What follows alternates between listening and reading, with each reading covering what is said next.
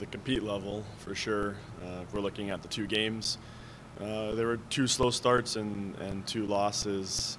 The starts were a strength of ours for a while there. We'll have to hit the reset and discuss it as a group. But if you look at the 6 periods, thought we had 4 really good periods of the 6. The two games, the first period was our crux. I don't want to kind of get into it, but it's more so along the lines of you're playing catch up. I mean, do you kind of admire the group's ability to claw back into the game and at least ground a point out of this?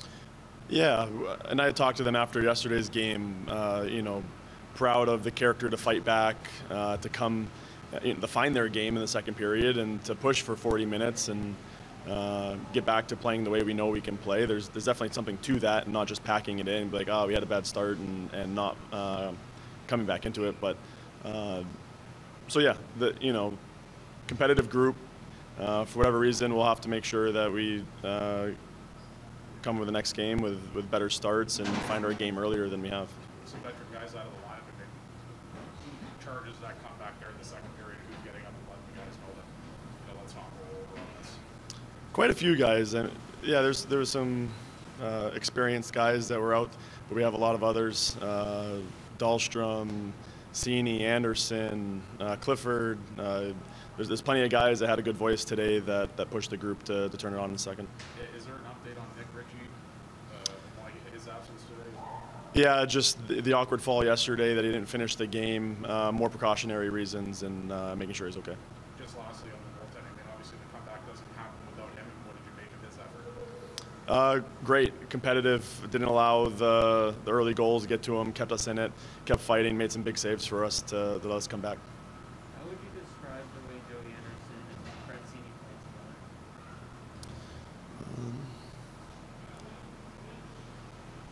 together? It's a good question. The first thing that comes to mind is how twins can just they're connected in a certain way. They're very close friends. They've played a lot of games together now, and a lot of good chemistry. They're always talking about how they see the ice, how they read plays, what they're looking to do, especially as it tailors towards their strengths. So it's fun to watch them play. They're super competitive. They're hard to play against, but it's almost like they know what each other's thinking before they even make the play.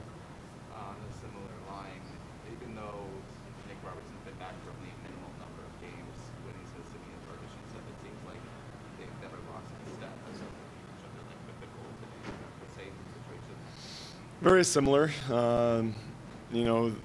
They again are closed off the ice, and they're always talking between shifts on plays that just happened and what they're looking to do in certain scenarios. SDA is a great puck distributor. He sees the ice really well. He's very deceptive, and Nick's really good at finding open spots to shoot the puck. So they kind of complement each other pretty well in terms of balancing each other's strengths and complementing, how they attack the net. But in terms of the short time here with Nick's return, he's proven that he can step in even after a long injury because of how hard he works and have an impact.